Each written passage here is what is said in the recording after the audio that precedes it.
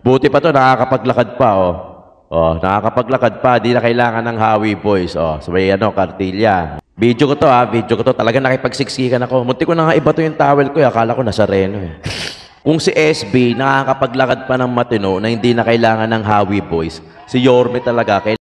What's up mga kayon? Welcome back pa rin syempre dito lang sa Joe Malone TV. Tunay na balita, walang kinakampihan, sumasalamin sa katotohanan lamang. Zile zile yo alerg, iar mile mile, mile mile pe mai. Yeah, come on.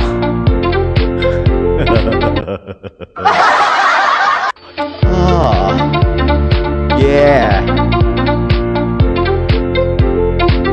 Ay, maganda lalaki ako. Grabe, minapaus pa ako kakasigaw doon nung Martes Doon kay Yorme kakasigawan doon. Grabe to. Napanood nyo ba? Meron tayong upload dyan, meron tayong live dyan, meron mga in-upload yung mga kapwa natin, mga vloggers. Grabe yun, grabe. Napanood nyo na, di ba? Grabe yun. Ito, may papanood ako sa inyo. Medyo konting tayo. Medyo nangangamba na yung mga kalaban. Ha? Dapat lang namang ipangamba. Siguro napanood nila yung filing ng COC ni Yorme Isko Moreno. Kaya talagang medyo kinalabatutan. Ika nga, no? Yun ang pinaghalong kinabahan saka kinabatutan. Oy, shoutout nga pala sa lahat ng mga subscribers natin, ng mga viewers natin, OFW o dito man sa Pilipinas. Maraming salamat sa pagtutok at pagtitiwala ninyo, syempre. Kaya kung bago pa lang sa channel ko, mag-subscribe ka na. Click mo na yung notification bell para lagi kang updated. Marami tayong upload, podcast. Minsan doon tayo sa field, gaya nung pinuntahan natin si Yorme doon. Uy, napanood nyo ba? Nakilala tayo ni Yorme. Although, nakakakilig. Nakilala tayo ni Yorme. Nakita nyo yung gulat niya. Uy, pare, gano'n si Joe Malone.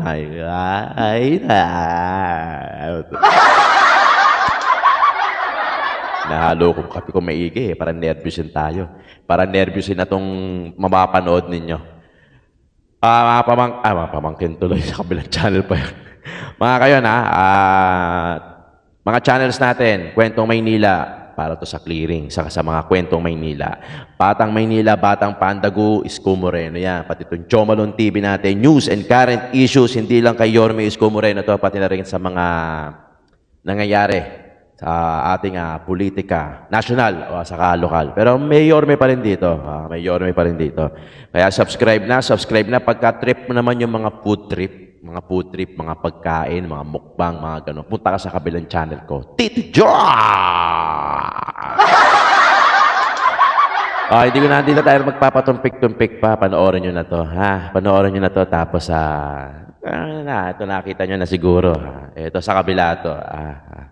Tapos mamaya, usap tayo, Kasi marami akong nakausap dyan sa mga bandang District 4 na yan. At para mapaliwanagan lang natin, ayusin nyo ang desisyon nyo sa buhay. Huwag kayong papasilaw sa spam at saka sa Del Mundo.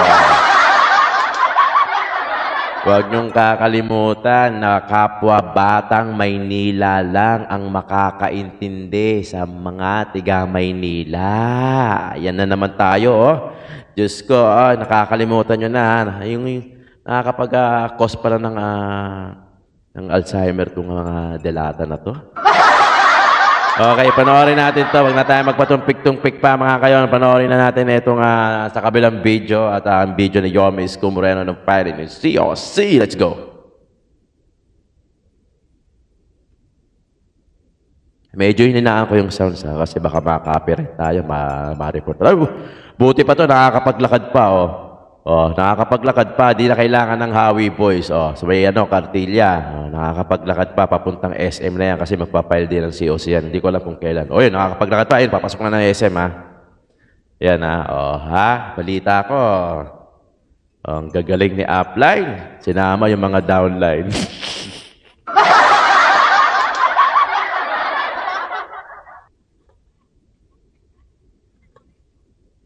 Di ba? Malaya pang nakakapaglakad. O, syempre, pirma-pirma. Ha? O, panoorin natin yung ka... Uy, no, nakapaglakad pa. O. Uy, si upline!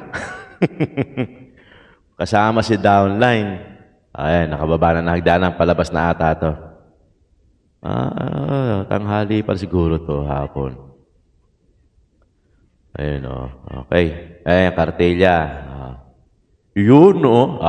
Yorme Isko Moreno naman. Yorme Isko Moreno. Pasukin natin si Yorme. I-play natin yan. Nagkakatakbuhan dito kasi akala namin doon sa may gilid ng Metropolitan Shuttle bababa si Yorme. Yung pala dito sa may Aroseros, yung sa may paanan ng Quezon na bridge na yan. Ano kami doon? Kasi sobrang, hindi. Dami. Ito, walang yadpa. Walang yadpa toits. Walang yadpa toits. Lahat to, lahat to, kanya-kanya. Kanya KKB to, KB, kanya-kanyang bayad to sa sarili. Ayan, takbuhan kami dyan. Grabe, pagod na pagod ako dyan. Nung pag-uwi ko, para akong binugbog. Ito, si Ponce yan, nasa harapan ko. Ponce, tinutulak ko eh. Sabi ko, sige. Push mo, pakita mo kung sino ka. Ayan, dyan dumating na si Yorme, Grabe dito. Grabe yung pagmamahal, ng Manileño na miss. Miss si Yorme. Grabe, Video ko to. Talaga nakipagsiksikan ako. Munti ko na nga iba to yung towel ko. Akala ko nasa Reno,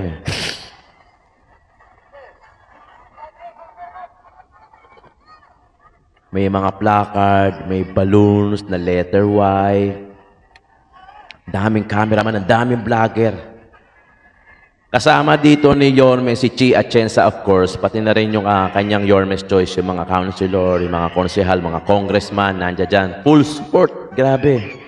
Full support lahat dyan. October 8 to, Tuesday, filing ng COC. Today is October 10, Thursday. So, nung isang araw lang to technically. Kagulo. Oy, shoutout nga pala sa mga Antigong Maynila. Kung di ako nagkakamali, parang ito yung mga dating malasakit. Sila yung Hawi Boys. Sila yung nakapaligid kay Yorme para hindi, lahat gusto makalapit kay Yorme. Ayun na, nasa taas, no?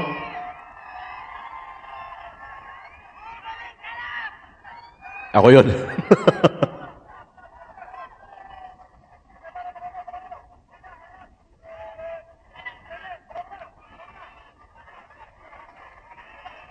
Ang nagtataka ako dito, walang mainstream media rito. Ando doon lahat sa loob ng SM Manila. Dito, wala. Halos wala akong nakita ng mga tiga mainstream media, yung mga malalaking camera. Parang wala akong nakita. Parang kayo, kung may napanood kayo.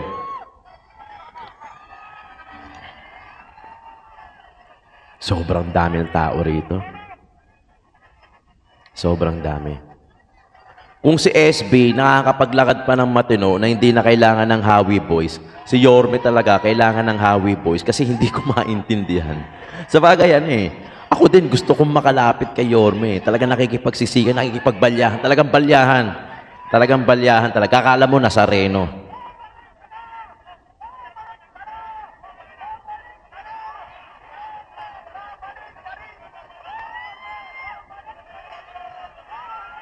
Grabe, no? Grabe yung pagmamahal. Ito, pure love. Pure love talaga. Saka support. Grabe to. Grabe yung pinakita. Si Joel Chua, si Chi Atienza, si JTB, 10 naman. Diyan din si Lubiloso, si Joaquin Dumagoso ng Councilor District 1 ang tinatakbo niyan. Makakalaban niya si Rosemar. Yung iba, pasensya na hindi ko makilala, pero it doesn't mean na hindi ko susuportahan yan. Susuportahan natin yung buong Yorme's Choice. Hindi lang ako pamilyar. Ito, talagang bumaba na si Yorme dito kasi talagang sobrang dami ng tao. Sabi niya, diretso na daw siya sa SM. Ayan, Hawi Boys, Shoutout sa lahat ng mga volunteers na nandito. Maraming nakakilala sa akin. Shoutout sa inyo, Maraming salamat sa nakilala nyo ako. Thank you so much. Mga Hawi Boys, Antigong Manileño, yung mga volunteers dati na mga vlogger dyan at kung ano-ano pa. Shoutout sa inyong lahat.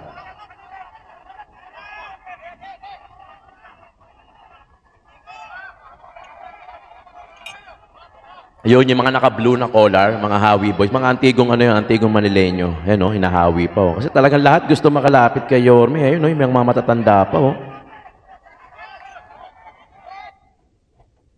O, eto na yung papuntang SM. Kung saan naglakad dito si SB din ng matiwasay pa, no? Pero katong kay Yorme, talagang pucha, dumog. Ayun o, yung mga nakakilala sa akin. Si Mark, shoutout Mark. Ayun, dami nakakilala sa atin. Thank you so much sa inyo. Hindi ko alam kung sa Joe Malone TV o sa Tito Jom kayo nyo ako nakilala. Pero ganun pa man pag ako naman, pag nakita nyo sa lansangan, wala namang masamang tinapay sa akin. Pag nakita nyo ako sa lansangan, bati-bati tayo dyan. Kumbaga, sports lang.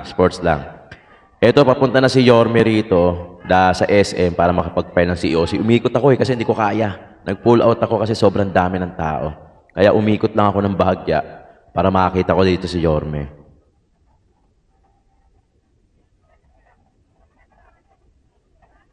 Kaya pag may mga Hawi boys, hindi ko na nga makakita. Palatandaan ko, sombrero eh. Pag may mga Hawi boys, ayun na siya, yun si Yorme. Hindi pala siya nakakap. Baka malaglag eh. Ayun, Yorme, grabe oh. Yung mga nasa paligid niya, Hawi boys yun. Saka yung mga counselor. Si Chi, naiiwan si Chi. Grabe. Sa sobrang gustong malapitan lahat, si Yorme, oh, grabe, kita mo yan, oh. Yan ang pagmamahal. Yan ang tunay na suporta.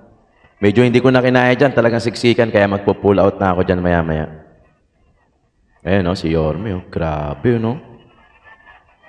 Hinto talaga mga ano niyan, yung mga sasakyan dito sa may Natividad. Stop, grabe. May nabasa akong comment sabi, ano kaya nararamdaman ni Mayora dyan? Wag ganon.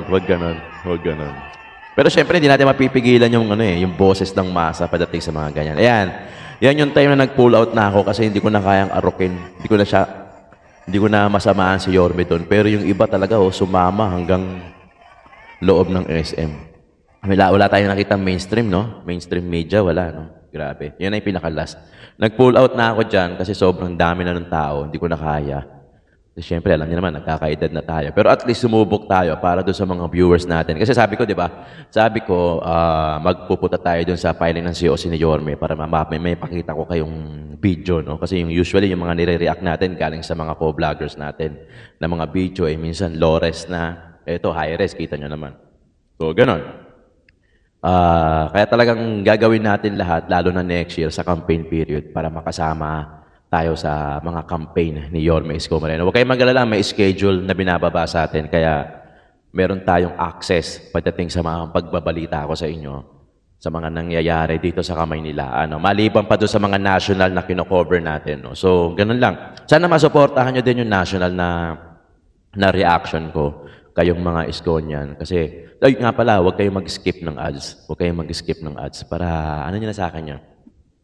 Tulong nyo na sa akin. Okay, pag-usapan natin, kita nyo naman, no? Kanina si SP, nakakapaglakad pa ng matiwasay. Si Yorme, kailangan pa ng Hawi boys para lang, kasi ang daming gustong makalapit. Siguro, gustong yumakap kay Yorme. Sobra yung pagkamis ng mga Manileño kay Yorme Isko Moreno. Talagang grabe yung pakiramdam na yun. No? Hindi ko na-expect. Dumating ako sa Araceros parang 7 o'clock. Tapos wala pang... Andito pa lang ako sa may Central. Tapos iniisip ko pa ako magla-live ako kasi nga alam ko walang signal sa area na yun. Kaya nakapag-live na ako dito sa may Cartilla na Tapos unti-unti nang dumarating yung mga tao. Group by group. Malalaman mo by group kasi nakadamit Nakadamit na kanya-kanyang damit. Iba-ibang design, pero iisa lang ang goal, Yorme Isko Moreno lang. Tapos dumami na, pumunta na kami ng Araceros, nag-video na ako kasi parami na ng parami. Grabe, ganun kadami, nakakakilabot. Kasi hindi ko na-expect na ganun kadami talaga yung nagmamahal kay Yorme Isko Moreno. Na akala ko, na talagang to the point na halos hindi na siya makapaglakad. Nakakailanganin pa ng Hawi boys para lang makapaglakad siya ng maayos at makatungtong sa stage na yun. Grabe, sobrang solid yung suporta ng mga Manileño kay Yorme Isko Moreno. Kaya yung mga nakakausap natin sa bandang District 4 na grabe, huwag nyo namang gawing basihan sa pagiging mabuting leader at may malasakit na leader, yung spam sa Del Mundo. Ha? Kayo naman, no? Masyado naman kayo. Nakakalimutan nyo na ata na batang malilenyo lang yung makakaintindi kung ano yung sitwasyon ng Maynila mula noon hanggang ngayon. O, di ba? Totoo naman eh. Sino ba makakaintindi niyan? Sino ba makakaintindi? Ang tagalabas? Hindi. Ang makakaintindi niyan, malilenyo. Ako, batang Maynila, batang Tondo, batang Sande, o batang Dagupan. Ako, dyan ako lumaki sa Dagupan. Yung Dagupan, yung malapit na sa Divisoria. Dyan ako nagkamulat. Alam ng Barangay 49 yan. Alam ng mga taga-batang Dagupan yan na dyan tayo lumaki, dyan tayo nagkamulat. At masasabi ko at sa sarili ko at confident ako na nasaksiyan ko yung history ng Divisoria mula sa pagkamaraming tao hanggang sa pagkamatino. Yung buong Claro M. Recto na yan. Diyos ko, si Yorme lang ang nakapagpatino niyan. Noong pandemic, si Yorme lang yung tumulong sa atin. Siyempre, siya ang ating mayor, pero ginawa niya talaga yung trabaho niya nang may malasakit pa na bonus. Talagang hindi niya tayo iniwan, hindi niya tayo pinabayaan. Ang saksi dyan, yung mga batang Manileño, saka yung mga seniors, tatak niyan. Yan ang itaga niyo sa bato. Hindi yung kung ano-ano pinapataga niya sa bato dyan eh. Lumalayo pa kayo eh. Dito na yung sagot. Dito tayo sa subok na. Huwag kayong magpapaloko sa mga dela-delata na yan. Ano ba naman? Nagbago na ba ang basihan ng pagiging mabuting leader ngayon at pagiging may malasakit na leader ngayon? Ang basihan nyo, delata. Pansinin nyo doon sa mga bagong gustong tumakbo. Pansinin nyo na lang, bagong gustong tumakbo. Lahat ang pambulag nila tumutulong. Tumutulong.